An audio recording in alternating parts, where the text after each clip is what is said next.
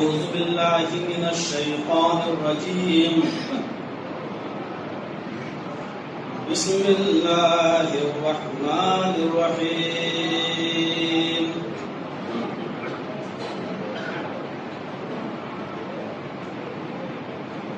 وإذا قيل لهم لا تفسدوا في الأرض قالوا إنما نحن مصلحون ألا إنهم هم المفسدون ولكن لا يشعرون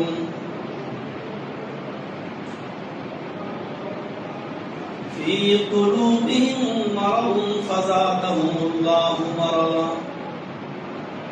ولهم عذاب أليم بما كانوا يكذبون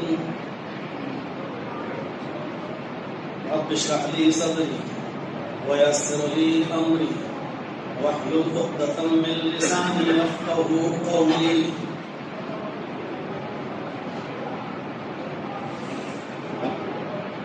حاضرین جمعہ جامع مسجد ہندوپور رمنٹ کا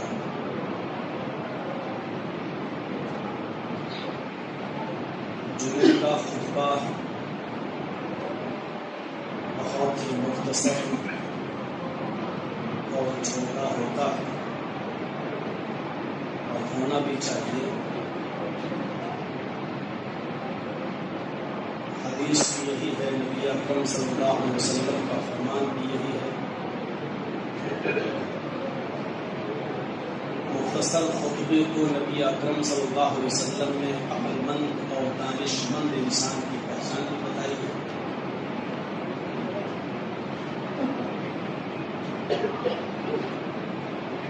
ہر قسم کے لوگوں کا خیال رکھنا چاہیے. اس مختصر خطبے میں کچھ بنیادی باتیں,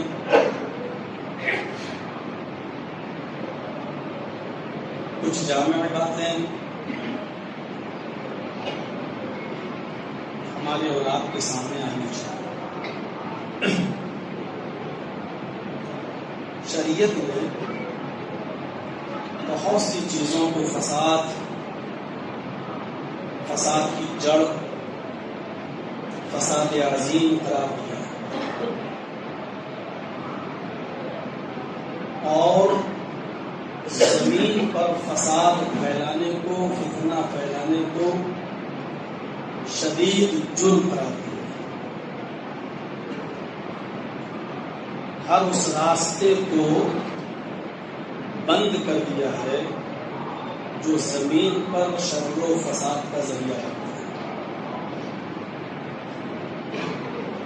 اور یہ منافقوں کی پہچان بتائی ہے. منافقوں کا قول اللہ تبارک و تعالیٰ نے نقل کیا کہ جب ان سے کہا جاتا ہے کہ تم زمین پر فساد برپا مت کرو,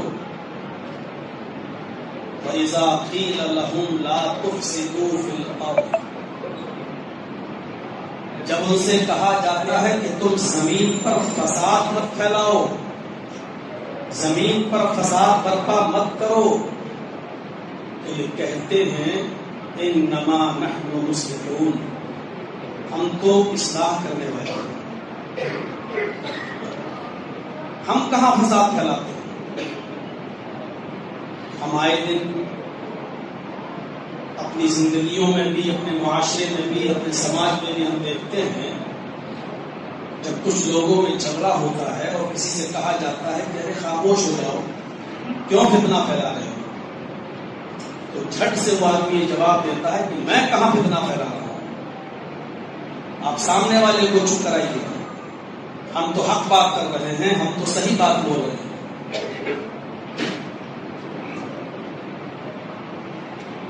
کبھی کبھی چھوٹی چھوٹی باتیں فتنہ اور فساد کا ایک روپ اختیار کر لیتی. اس لیے علماء کو اللہ تبارک و تعالیٰ نے یہ فرمایا کہ تم جاہلوں کے منہ مت لگا کرو, اور کہیں اگر ان سے گفتگو ہو رہی ہو تم خاموش ہو جایا کرو. بلکہ بہت اچھا طریقہ بتایا کہ وَإِذَا خَاطَبَهُمُ الْجَاهِلُونَ قَالُوا سَلَامًا. ان سے بحث کرنے سے تمہیں کچھ نہیں ملے گا.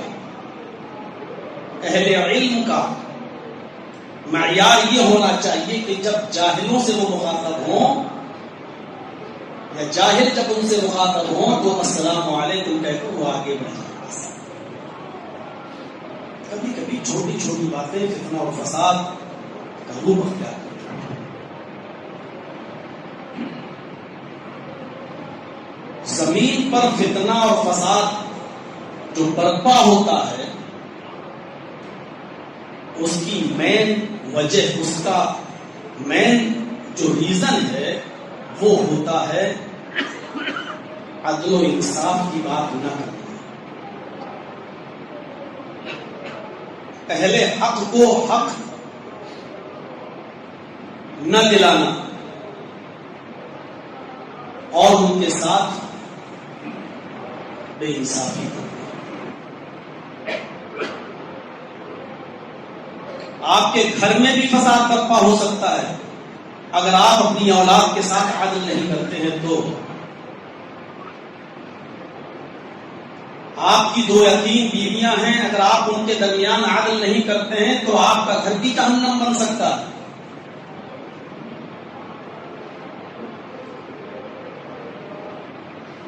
بدامنی کا سب سے بڑا ریزن یہ ہے کہ ہم اس سماج میں، اس سوسائٹی میں جس میں ہم رہ رہے ہیں ہم عدل نہ کریں.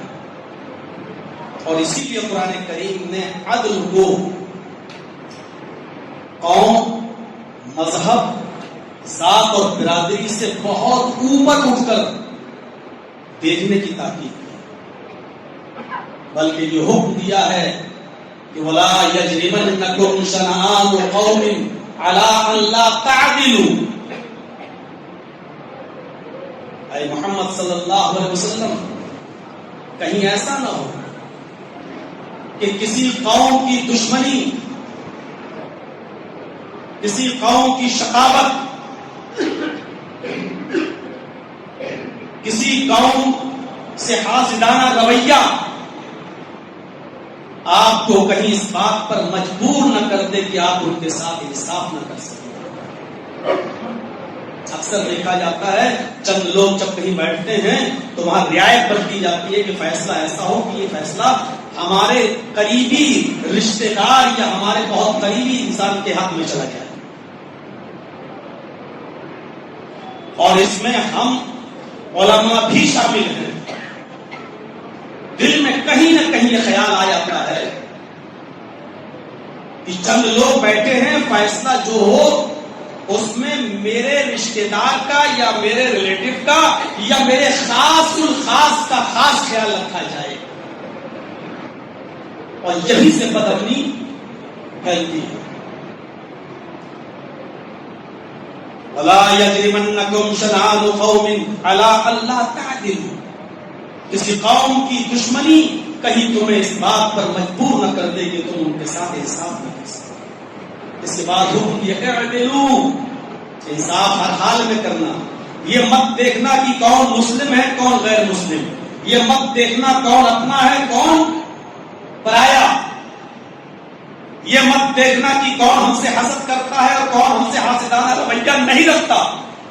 عدل کا جو تقاضا ہو وہاں پر وہی پورا کرنا. اور اسی عدل کے تقاضے کے تحت اللہ کے رسول نے کہا تھا لو ان فاطمہ بنت محمد سرقت لقطعت یدها. اگر آج میری اپنی بیٹی، آج میری اپنی لخت جگر اگر آج وہ بھی چوری کرتی اور اس کا مقدمہ بھی محمد رسول اللہ کی عدالت میں آیا ہوتا تو آج جو ہم قبیلے مخزومیہ کی جس فاطمہ نامی لڑکی کا ہاتھ کاٹنے کا حکم دے رہے ہیں وہی حکم میں اپنی بیٹی کے لیے بھی دیتا.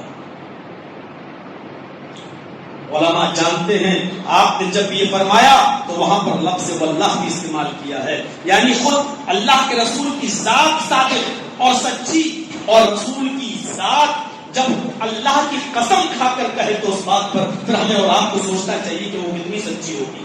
واللہ لو ان فاطمہ بنت محمد لو ان فاطمہ بنت محمد سرقت لقطعت یدها، اگر آج فاطمہ بنت محمد رسول اللہ کی بیٹی فاطمہ بھی چوری میں پکڑی جاتی تو لقطعت، علماء کو معلوم ہے ان فاطمہ، انا کے ساتھ کہا ہے اور انا کی خبر پر لام بھی داخل ہے، لقطعت یدها، یعنی مجھے اس کا ہاتھ کاٹنے سے بھی کوئی روک نہیں سکتا۔ یہ عدل کا انداز ہے۔ میں یوں کہہ سکتا ہوں، سماج میں، معاشرے میں، سوسائٹی میں، شہر میں، گاؤں میں، اسٹیٹ میں، ملک میں جتنا زیادہ عدل ہوگا بلا کسی مذہب و ملت، بلا کسی ذات و برادری کو دیکھے ہوئے، اس شہر میں، اس بستی میں، اس ڈسٹرکٹ میں، اس اسٹیٹ میں، اس ملک میں اتنی زیادہ شانتی ہوگی اور امن و امان ہوگا۔ آپ عدل قائم کر کے دیکھ لیجئے، امن اپنے آپ قائم ہو جائے گا۔ صحیح بخاری شریف کی ایک حدیث میں آپ کو سنانا چاہتا ہوں۔ اس حدیث کے راوی حضرت عدی بن حاتم ہیں۔ حضرت عدی بن حاتم فرماتے ہیں کہ ایک مرتبہ میں نبی اکرم کی مجلس میں بیٹھا ہوا تھا، ایک صحابی اٹھے اور وہ نبی اکرم صلی اللہ علیہ وسلم کے پاس تشریف لے گئے اور ان کے قریب جا کر فرمایا، اے اللہ کے نبی، قتل و قتال بہت بڑھ گیا ہے، جو بھی آتا ہے راستے میں اس کو قتل کر دیا جاتا ہے، خون بہت سستا ہو چکا ہے، کسی کی جان لینا بہت آسان ہو چکا ہے، کیا کیا جائے؟ اور یہ سوال ایک صحابی کر رہے ہیں اور مکے کی سرزمین ہے، قتل و قتال بہت بڑھ گیا، کیسے روکا جائے؟ نبی اکرم صلی اللہ علیہ وسلم نے اس صحابی سے فرمایا، تم بیٹھ جاؤ اپنی جگہ پر۔ وہ گئے اور اپنی جگہ پر بیٹھ گئے۔ عدی بن حاتم کہتے ہیں کہ تھوڑی ہی دیر میں نے دیکھا کہ ایک دوسرا شخص پہنچا اور وہ بھی اللہ کے رسول سے شکایت کرنے لگا کہ اے اللہ کے نبی، جو لوگ بھی تجارت کرنے کی غرض سے آتے ہیں، راستے میں یہ بنو طے کے قبیلے کے لوگ، ان کے سرکش اور عیار لوگ ان لوگوں کا مال لوٹ لیتے ہیں، اور اگر وہ مال دینے میں آناکانی کرتے ہیں تو پھر ان کو وہ قتل کر دیتے ہیں۔ رہزنی بہت ہو رہی ہے، ہمارے مال محفوظ نہیں ہیں، ہماری جانیں محفوظ نہیں ہیں۔ اللہ کے نبی صلی اللہ علیہ وسلم فرماتے ہیں کہ تم بھی اپنی جگہ پر بیٹھ جاؤ۔ عدی بن حاتم کہتے ہیں تھوڑی دیر کے بعد اللہ کے نبی صلی اللہ علیہ وسلم کھڑے ہوتے ہیں اور کھڑے ہونے کے بعد پورے مجمع کو مخاطب کر کے میرا نام لے کر کہتے ہیں کہ عدی، بیٹھے سب لوگ ہیں لیکن آپ نام میرا لے رہے ہیں، انہوں نے یہ شکایت کی، انہوں نے یہ شکایت کی، ملک محفوظ نہیں ہے، شہر محفوظ نہیں ہے، بستی محفوظ نہیں ہے، ہمارے اموال، ہماری جانیں محفوظ نہیں ہیں۔ آج میں تمہیں پیشین گوئی کر رہا ہوں، اے عدی، میرے اس دنیا سے رخصت ہونے کے بعد اگر اللہ نے تمہیں لمبی زندگی دی، لمبی عمر دی، تو تم دیکھو گے، بخاری کی حدیث، اے عدی تم دیکھو گے کہ ملک شام سے اور اس شام کے ایک شہر ہیرا سے ایک عورت اپنی سواری پر بیٹھے گی، اکیلے ملک شام سے چلے گی، اکیلے ہیرا سے سفر کرے گی، اور وہ خانہ کعبہ تک آئے گی، خانہ کعبہ کا طواف کرے گی، صفا و مروہ کی چکر لگائے گی، یعنی اشارہ تھا وہ عمرہ کرے گی، خانہ کعبہ کا طواف کرے گی، صفا و مروہ کی چکر لگائے گی، سعی کرے گی، پھر اپنی سواری پر بیٹھ کر وہ ملک شام اپنے وطن اپنے شہر ہیرا واپس چلی جائے گی۔ اس کو کوئی چھیڑنے والا نہیں ہوگا، اس کی جان کی حفاظت ہوگی، اس کے مال کی بھی حفاظت ہوگی جو وہ لے کر آئے گی۔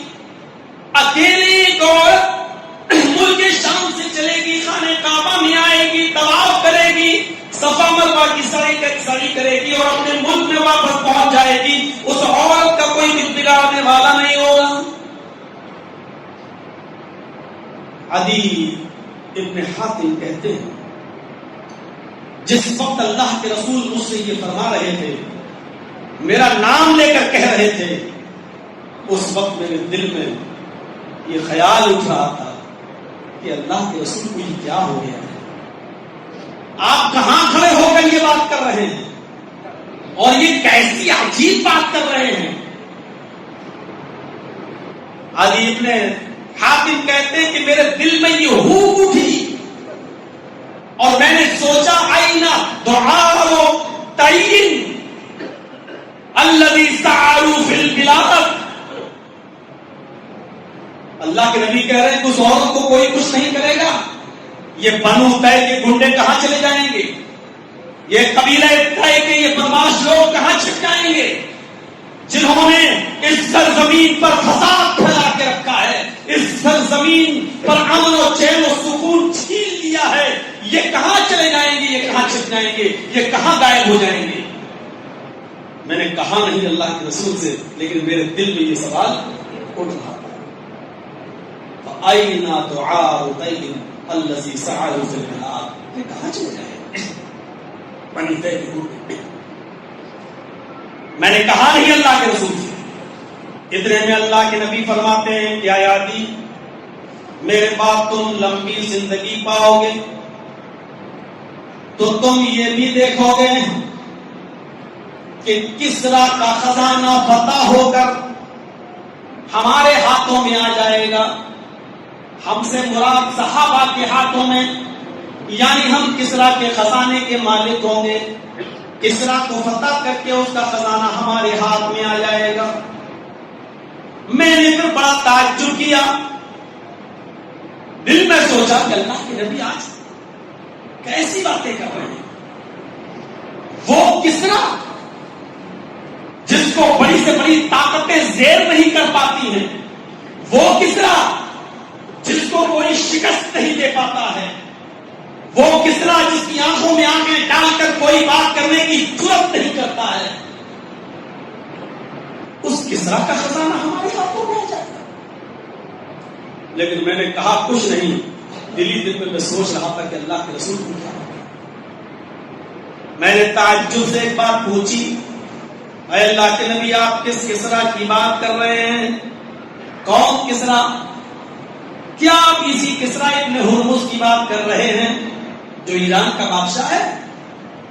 تو اللہ کے نبی نے مسکراتے ہوئے فرمایا ہاں آیا دی میں اسی کسرا ابن ہرمز کی بات کر رہا ہوں، ایران کے بادشاہ کی بات کر رہا ہوں۔ یہ شکست کھائیں گے اور ان کا مال فتح ہو کر ہمارے پاس آئے گا، ہم صحابہ کے پاس آئے گا، ہم لوگ اس کے مالک ہوں گے۔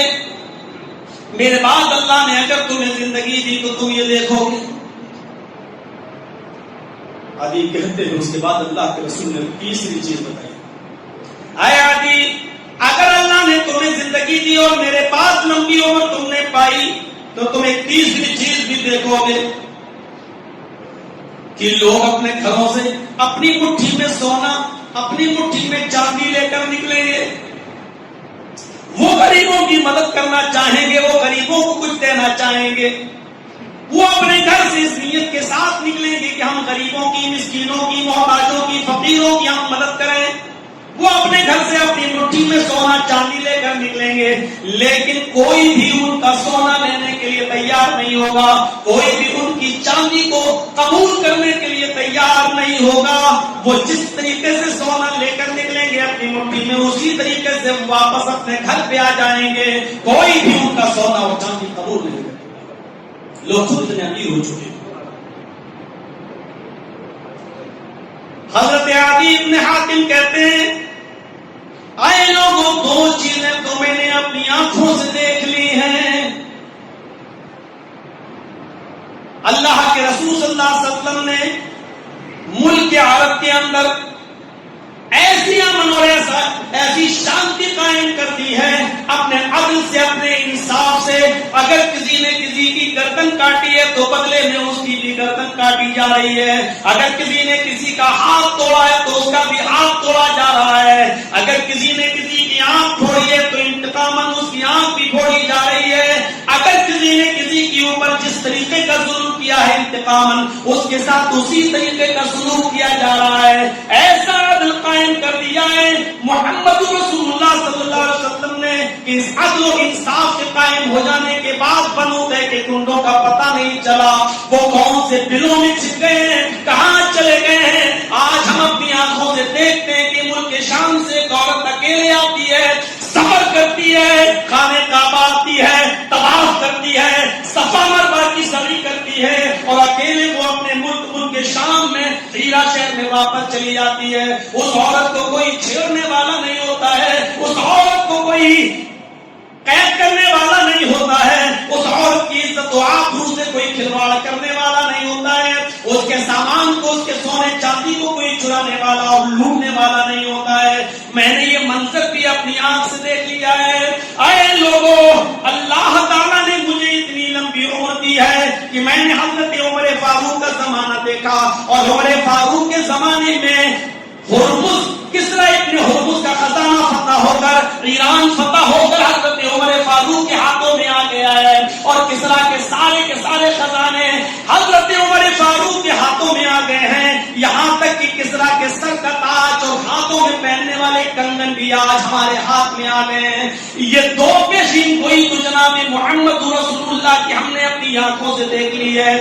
ایک پیشین گوئی کا تعلق قرب قیامت سے ہے۔ تمہیں اللہ تعالیٰ نے اگر لمبی زندگی دیکھی تو تم قیامت سے پہلے یہ منظر بھی دیکھو گے کہ لوگ سونا اور چاندی گھر سے لے کر نکلیں گے لیکن کوئی قبول کرنے والا نہیں ہوگا۔ عدی ابن حاتم نے یہ امن، ایک عورت اکیلے آ رہی ہے، طواف کر رہی ہے، سعی کر رہی ہے، اور اپنے ملک میں اکیلے واپس جا رہی، اس کو کسی چیز کا ڈر نہیں۔ اس کی وجہ کیا بتائی ہے کہ نبی اکرم نے ایسا عدل قائم کر دیا، ایسا انصاف قائم کر دیا کہ اس عدل کو دیکھ کر معلوم ہے کہ گنڈے کس بل میں چھپ گئے پتہ ہی نہیں ہے، وہ کہاں چلے گئے پتہ ہی نہیں ہے۔ ان کو معلوم ہے اگر ہم نے کسی کی جان لی تو بدلے میں ہماری بھی جان لی جائے گی، اگر ہم نے کسی کے ہاتھ کاٹے تو بدلے میں ہمارا بھی ہاتھ کاٹا جائے گا، اگر ہم نے کسی غریب کے اوپر ظلم کیا تو ہم امیروں کے اوپر بھی ویسا ہی انتقام ظلم کیا جائے گا۔ اس لیے بنو تیری گنڈے کس بل میں چلے گئے پتہ ہی نہیں۔ عدل و انصاف کو امن اور شانتی کا سب سے بڑا سبب اور سب سے بڑا ریزن بتایا تھا۔ اس حدیث سے پتہ چلتا ہے کہ جس ملک میں، جس کنٹری میں، جس بستی میں، جس محلے میں، جس گھر میں جتنا زیادہ عدل ہوگا، اس گھر کے اندر، اس شہر کے اندر، اس بستی کے اندر، اس ملک کے اندر، اس کنٹری کے اندر میرے بھائیوں اتنا ہی زیادہ امن ہوگا۔ آج عدل و انصاف کی بات فلسطین کے مسئلے پر کر لی جائے تو میرے بھائیوں اگر عدل کی بات کر لی جائے تو یہ مسئلہ ہی ختم ہو جائے۔ عدل نہیں ہے اس لیے ظلم ہو رہا ہے، جہاں عدل نہیں ہوگا وہاں ظلم ہوگا۔ ظلم پھلتا ہی وہیں سے ہے کہ جب ظالم کے ساتھ عدل نہیں ہوتا ہے۔ ہمارے ملک کے اندر بھی اگر امن ہو جائے، عدل ہو جائے، ہندو مسلم سکھ عیسائی سب کے ساتھ عدل ہو اور ایک نظریے سے عدل کے میدان میں سب کو دیکھا جائے تو ابھی امن قائم ہو جائے۔ اور مہاتما گاندھی جی نے ستر اہیسہ میں یہی بات لکھی ہے، انہوں نے کہا تھا کہ اسلام سب سے زیادہ اسی لیے پھلا اور پھولا ہے، اور اسلام کی ترقی کا راز یہی ہے کہ اسلام کے ہیرو محمد رسول اللہ نے عدل قائم کر کے دکھایا تھا، اور حضرت عمر فاروق نے اس کی بہترین مثال قائم کر کے پیش کی تھی۔ اگر آپ بھارت میں امن چاہتے ہیں، اگر بھارت میں شانتی چاہتے ہیں، تو بھارت واسیوں کو عدل کرنا ہوگا۔ جتنا بھارت میں عدل ہوگا اتنا ہی بھارت میں شانتی پھیلے گی۔ یہ مہاتما گاندھی کے سندیش آج بھی ستر حصہ کے اندر لکھا ہوا ہے، الفضل ما شہدت به الاعداء، فضیلت اسی کو کہتے ہیں کہ غیر بھی جس کی شہادت اور گواہی دی۔ آج ہمارے ملک میں امن نہیں ہے، اس کا مطلب یہ ہے کہ عدل نہیں ہے۔ آج ہمارے گھر میں امن نہیں ہے، اس کا مطلب یہ ہے کہ عدل نہیں ہے۔ آج ہماری بستی میں امن نہیں ہے، اس کا مطلب یہ ہے کہ ہماری بستی میں عدل نہیں ہے۔ عدل کس کو کہتے ہیں؟ کسی کے ساتھ روح و رعایت نہیں۔ ذرا تصور کیجیے، یہ کون سا عدل تھا کہ حضرت علی خلیفہ ہیں اور ایک یہودی خود آتا ہے اور کہتا امیر المومنین میں نے یہ جرم کیا ہے، میں قبول کروں۔ ارے مجنون، اس کو معلوم تھا کہ آج اگر بچ گیا تو حضرت علی کی پولیس ہمیں کبھی بھی ڈھونڈ لے گی اور تلاش کر لے گی، ہمارا جرم پکڑا جائے گا۔ بہتر ہے کہ آج ہی قبول کر لو۔ وہ آیا اور اس نے قبول کیا۔ حضرت علی نے کہا کسی گواہی کی ضرورت نہیں، جب مجرم نے اپنے جرم کو خود ہی قبول کر لیا ہے، آؤ۔ اپنے غلام کمبر سے کہا، حضرت علی کا جو غلام تھا کمبر، اس کمبر سے کہا اس یہودی کو اتنے اتنے کوڑے مارو، اور سب کے سامنے سزا دی جاتی تھی، کوڑے لگاؤ۔ حضرت علی کا غلام کمبر اس یہودی کو کوڑے لگانے لگا، لیکن کوڑے لگاتے لگاتے اس کو نسیان ہو گیا، بھول گیا، اور اس نے ایک کوڑا زیادہ لگا دیا، یہ سوچ کر کہ کم نہ پڑے، بھول گیا ہوں، مارنا چاہیے تھا 10 کوڑے، اب پتہ نہیں میں نے 9 مارے ہیں یا 10 مارے، تو اس نے ایک اور مار دیا کہ اگر 9 مارے ہوں تو 10 ہو جائیں، اور اگر 10 مار دیے ہوں تو ایک زیادہ بھلے ہی لگ جائے لیکن کم نہ ہو۔ اس نے ایک کوڑا زیادہ مار دیا، لیکن یہودی کوڑے گن رہا تھا۔ وہ آیا اور اس نے کہا امیر المومنین اس جرم کی سزا کیا ہے؟ حضرت علی نے کہا اتنے کوڑے۔ فرمایا پھر آپ کے غلام کمبر نے مجھے ایک کوڑا زیادہ مار دیا۔ حضرت علی نے کمبر کو بلایا، ادھر آؤ، تم نے کتنے کوڑے مارے؟ کمبر نے کہا کہ میں نے اتنے مارے، لیکن مجھے ایک جگہ کچھ کنفیوژن ہو گیا، شک ہو گیا کہ میں نے ایک کم مارا ہے یا زیادہ، تو میں نے ایک مزید مار دیا، کم ہوگا تو پورا ہو جائے گا۔ حضرت علی نے کہا یہودی کہہ رہا ہے کہ تم نے ایک کوڑا زیادہ مارا ہے، وہ گن رہا تھا اور تم گن نہیں رہے تھے۔ کمبر نے کہا ممکن ہے کہ ایک کوڑا زیادہ لگ گیا ہو۔ حضرت علی نے کہا آپ تم اس یہودی کی جگہ پر کھڑے ہو جاؤ۔ اس یہودی کی جگہ پر کھڑا کر دیا اور اس یہودی سے کہا کہ تم کوڑا لو، ایک کوڑا اس نے تمہارے جسم پر زیادہ مارا ہے، تم بھی ایک کوڑا اس کے جسم پر مار کر اپنا بدلہ لے لو۔ اس یہودی نے بھرے مجمع میں سارے مسلمان صحابہ کے سامنے کوڑا اٹھایا اور حضرت علی کے غلام کمبر کو ایک کوڑا مارا۔ حکومت حضرت علی کی ہے، خلافت حضرت علی کی ہے، کہہ سکتے تھے ارے چلو ٹھیک ہے دھوکے سے لگ گیا، جاؤ تم میرے غلام کو مارو، ٹھیک ہے بھول چوک ہو جاتی ہے، لیکن نہیں، قرآن پڑھا تھا جانتے تھے قرآن کی آیت کا مطلب کہ لا یجرمنکم شنآن قوم علی الا تعدلوا، کسی قوم کی دشمنی تمہیں اس بات پر مجبور نہ کر دے کہ تم اس کے ساتھ بے انصافی کرتے رہو۔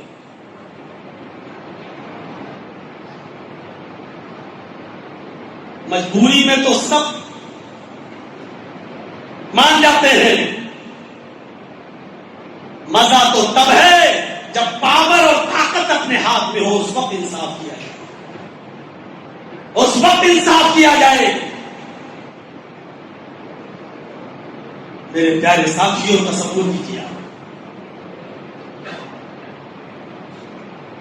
بند جملوں میں بہت کچھ بولے جا رہا ہوں، آپ سب سمجھ رہے ہوں گے میں کہنا کیا چاہ رہا ہوں اور میرا اشارہ کس طرف ہے۔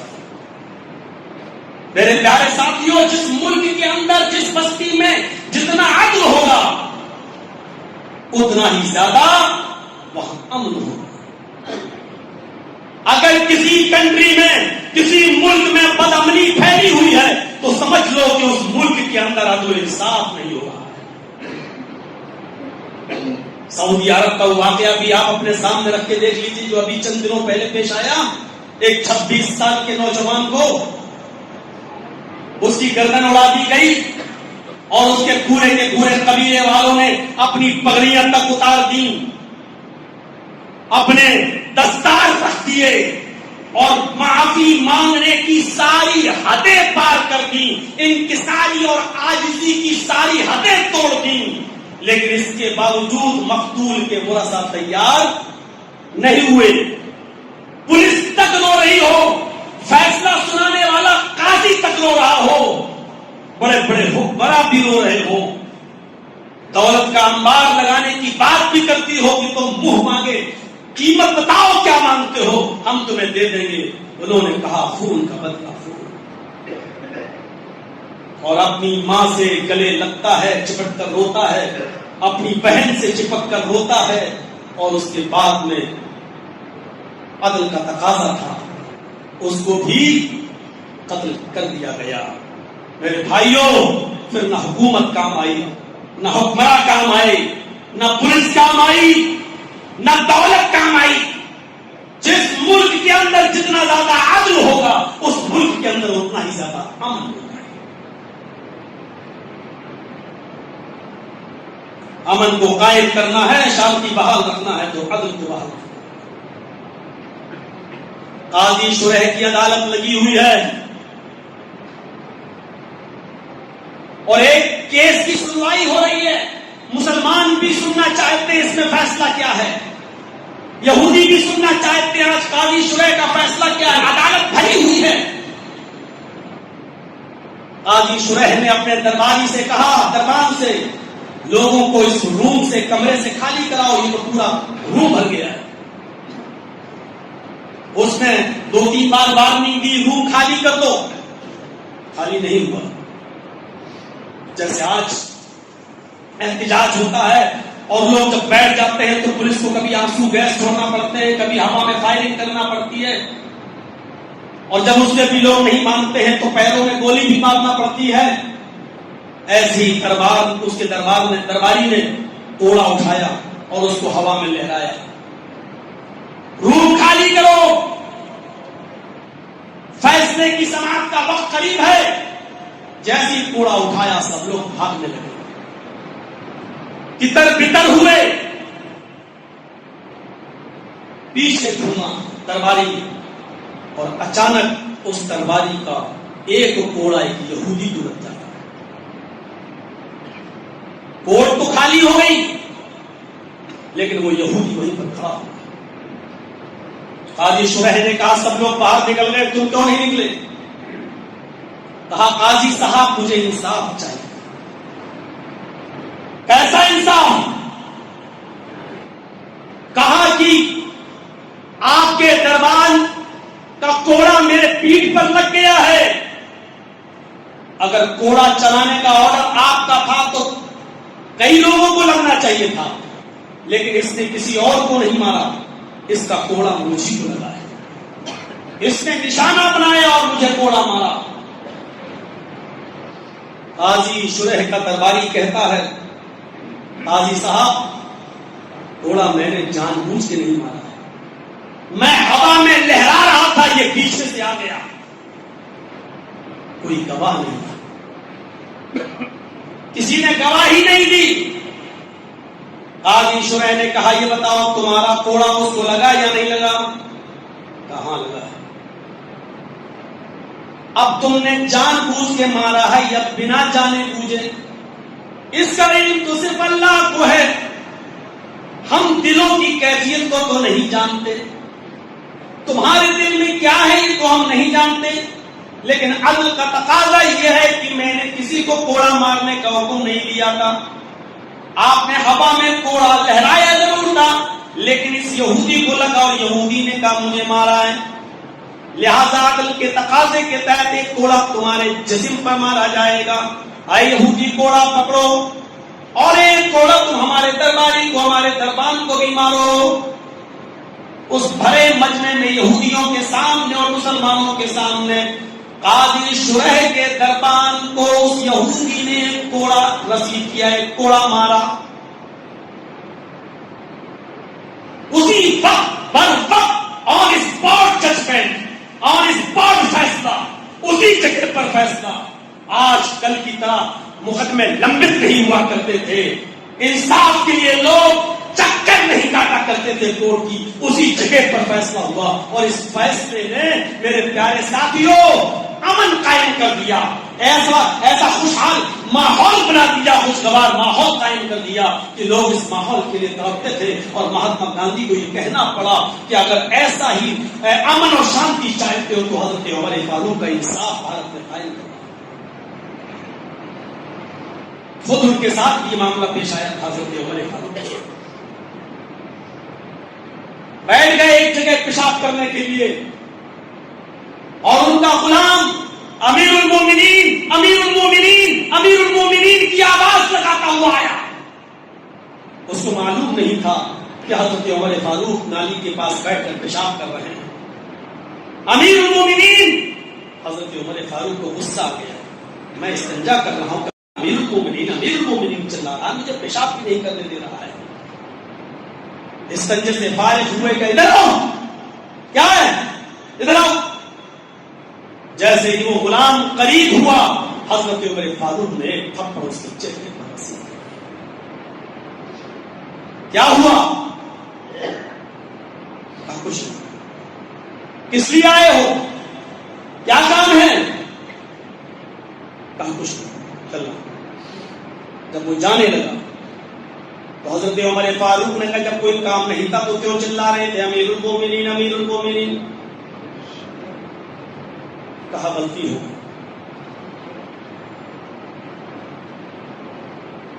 ٹھیک ہے جاؤ۔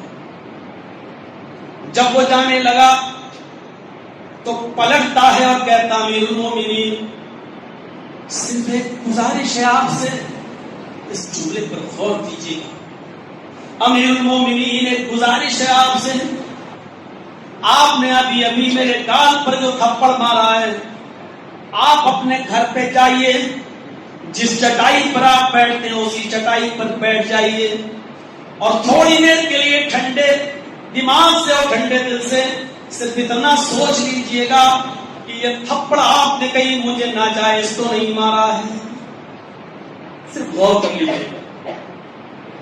حضرت عمر کہتے ہیں تم امیر المومنین چلا رہے تھے، چیخ رہے تھے، اور میں پیشاب کر رہا تھا۔ جب تم جانتے ہو کہ میں پیشاب کر رہا ہوں تو ایسی پوزیشن میں کیسے اٹھ کے آ سکتا ہوں؟ اس نے کہا امیر المومنین جب میں پہلی بار چیختا ہوں امیر المومنین تو آپ کا جواب آتا ہے نعم، ہاں، جی، کچھ آپ بولتے ہیں تو میں چپ ہو جاتا ہوں۔ آج آپ کا کوئی جواب نہیں آیا، اس لیے میں نے سوچا کہ آپ نے سنا ہی نہیں ہے، اس لیے میں بار بار امیر المومنین چیختا رہا۔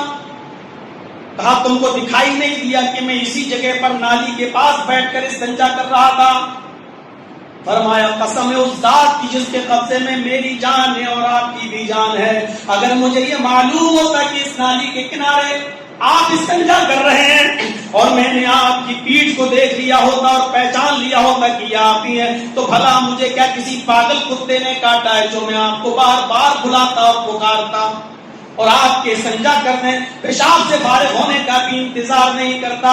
اللہ کی قسم مجھے پتا ہی نہیں تھا کہ آپ استنجا کر رہے ہیں. میں نے سوچا کہ آپ اپنے حجرے میں ہیں، آپ اپنے روم میں ہیں، آپ اپنے گھر میں ہیں اور آپ تک میری آواز نہیں پہنچی ہے.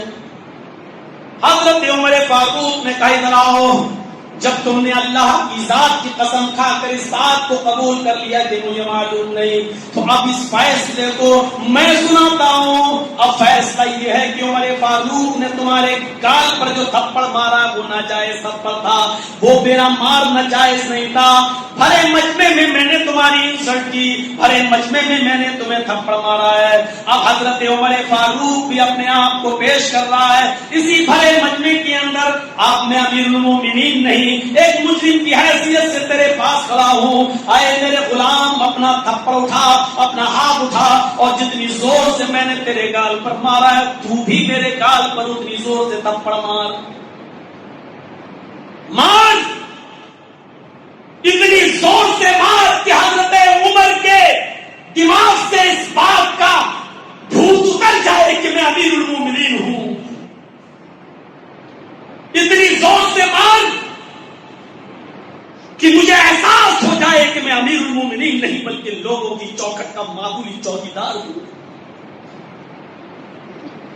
اس نے کہا امیر المومنین میں آپ کو کوئی تھپڑ نہیں مارنا چاہتا، آپ کو اپنی غلطی کا احساس ہو گیا اور آپ نے بھرے مجمع میں یہ کہہ دیا کہ میں نے ناجائز مارا ہے، بس ہماری آرزو پوری ہو گئی.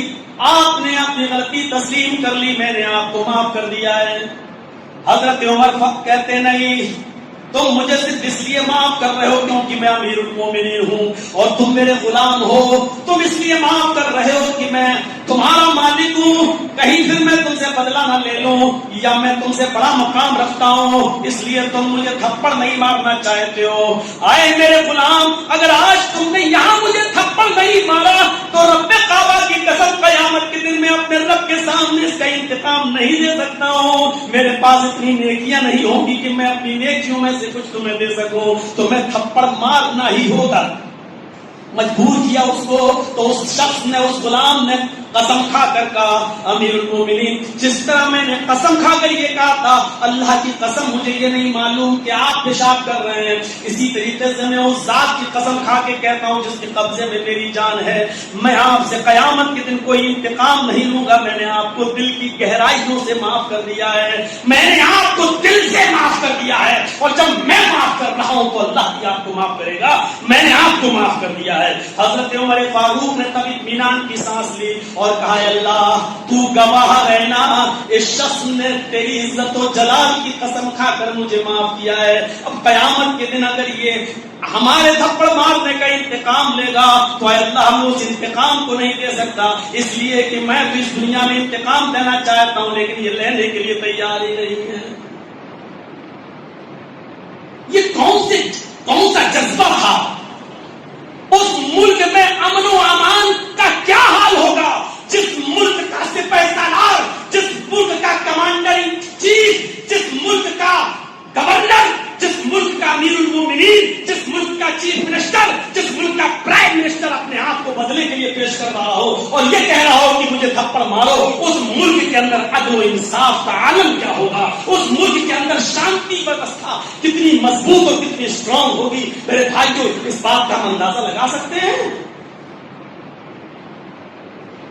اے ملک چلانے والوں، اے کنٹری چلانے والوں، تم ابھی بچے ہو، سیکھو حضرت عمر فاروق سے، سیکھو اسلام کی تعلیمات سے کہ ملک کیسے چلایا جاتا ہے، سیکھو قرآن سے، سیکھو محمد رسول اللہ کے فرمان سے کہ اپنے ملک اور اپنی کنٹری کے اندر، اپنے بستی کے اندر امن کیسے قائم کیا جاتا ہے اور سارے مذہب والوں کو ایک ساتھ لے کر کیسے چلا جاتا ہے. میرے بھائیوں یہ سیکھنا ہے تو تمہیں قرآن کا مطالعہ کرنا ہوگا، یہ سیکھنا ہے تو تمہیں اسلام کی تاریخ کا مطالعہ کرنا ہوگا، یہ سیکھنا ہے تو تمہیں حضرت عمر فاروق کی زندگی کو پڑھنا ہوگا، یہ سیکھنا ہے تو تمہیں حضرت محمد رسول اللہ کے اس انصاف کو بھی پڑھنا ہوگا کہ لو ان فاطمہ بنت محمد سرقت لقطعت یدہا، اگر میری بیٹی فاطمہ بھی چوری کرتی تو میں اس کا بھی ہاتھ کاٹ ڈالتا۔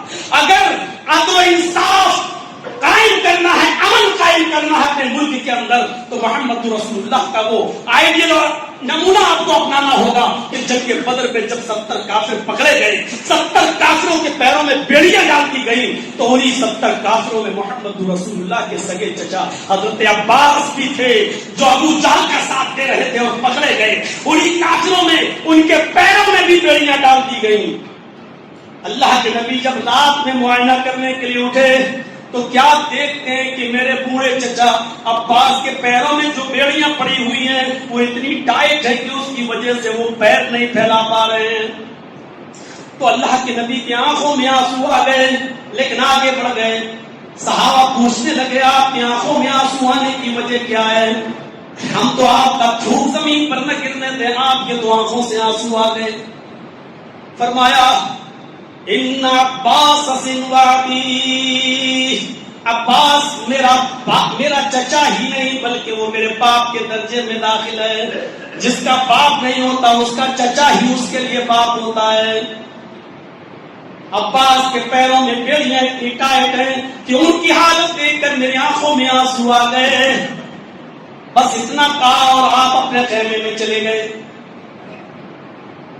رات کی تاریکی میں کسی صحابی نے حضرت عباس کے پیروں کی بیڑیوں کو ڈھیلا کر دیا تاکہ وہ آرام سے سو جائیں۔